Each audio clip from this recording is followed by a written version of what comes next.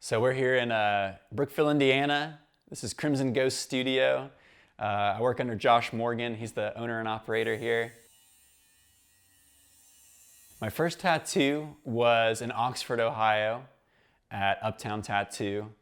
Actually, it was under my mentor, Josh Morgan himself. So we'd become friends, just working across the street from one another. I'd been interested in tattoos, but it was never something that I really imagined myself having.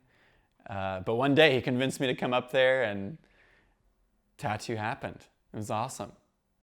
The journey really began when Josh tattooed me. It's about 11 years ago now.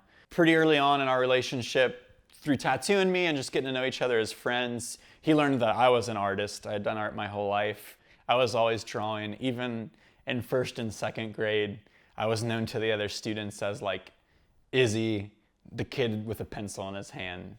And so it was something where he was like, man, you've already got these art skills, you already have these customer service skills. He was like, dude, you'd be a really great tattooer. And genuinely let me know if you're ever interested in an apprenticeship. It was about 8 years before I actually considered and said yes. He would see me from time to time, whether it was tattooing or in the workspace, and he would always kind of like offhand be like, hey man, have you thought about that apprenticeship yet? And I'd be like, oh yeah, sure, no. And just shoot him down softly. But yeah, I came to a point in my working life where, I was turning 30 and getting married all in the same year. And I think I had this quarter life crisis moment, maybe even third life crisis moment, where I said, man, I think I just need to figure out what my career needs to be, how I can support myself and my family just for, the next number of decades.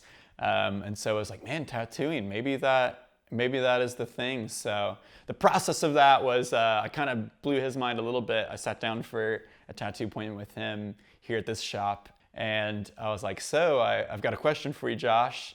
Have you thought about that apprenticeship still? And he was kind of jaw dropped. He's like, are you really considering this? And I was like, yeah, that's kind of like what I really wanted to segue our conversation towards. So it was a slow start to the journey, but every step of the way was just awesome in what it unfolded and gave to me. And a tattoo machine is just so different than a pen or a pencil or a paintbrush. There's like a counterweight on the back, specifically like coil machines here. It was a challenge. When I was first practicing, we actually set up a ballpoint pen like into a machine. And he was like, just go ahead and like print stuff out and just learn how to trace lines, just follow lines. And ballpoint pens are probably the worst pen you could ever practice with. And I was like, man, I'm gonna be so bad at this. But yeah, once I transferred even like to needles and started working on whether like fake skin, like silicone skins, that art transferred a lot cleaner and a lot smoother and really gave me more of a feel for like what working with the tattoo machine looks like. There's a big element of storytelling in every tattoo. Obviously, it's something that people tend to carry like a history with their tattoos, somewhat so much that, they'll get cover-ups to tell a new story. But it's cool. There's a lot of things that you can understand looking at tattoos, whether it's like integrity of an artist or the headspace of the person when they got the tattoo, what it means to them. Every tattoo has some kind of story behind it, whether it's funny, whether it's serious, whether it's a memorial piece. I can tell a myriad of genres in a lot of different ways. So I think I'm just inspired specifically by that storytelling.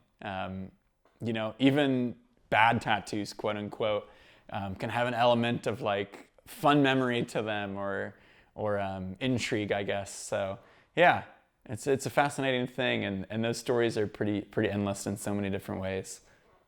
I would say my style is about being more well-rounded. I think I want to have opportunity to expand different arts. We're always learning, and so there are things that I haven't learned yet, even in tattooing. I'm personally very drawn to like illustration, like I grew up with. The American traditional style of tattooing. I think I'm just very open to what, opportunities in art might present.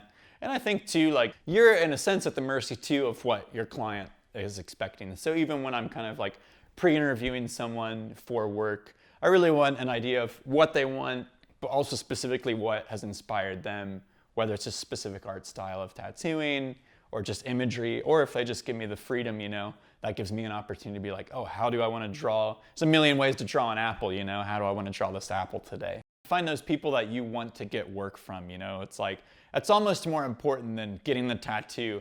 And whether it's like your values align with them or you just really appreciate their work, it's worth researching your artist's work before you get tattooed and having a conversation with them. I think that can sometimes be even more important than the tattoo itself. If you're someone that's looking to get into tattooing, it involves relationship, I had 8 years of relationship with my mentor, before I even said yes to getting tattooed. It's something that's going to involve a lot of sacrifice and a lot of time. It's like school, jumping into an apprenticeship is like school, and sometimes it takes 1 year, sometimes it can take 2 to 3 years, it depends kind of where you're stepping into that process and what your skills are coming into it. And I think too, just like the attitude that you bring into things, like, are you a teachable person? Are you going to come in and kind of have this sponge-like quality to just accept and learn? And apprenticeships can be really hard. It doesn't always move as fast as you want. Know that you need time. It takes a lot of time, sacrifice. I have a 40 to 45 minute commute here 5 days a week, and that was both drive time that I was willing to commit. So you've got to know that it's going to take time and sacrifice and a lot of hard work. And it can be strainful and it can be stressful and it can be taxing, but also the result of people that want your art forever is something that just means the world, Give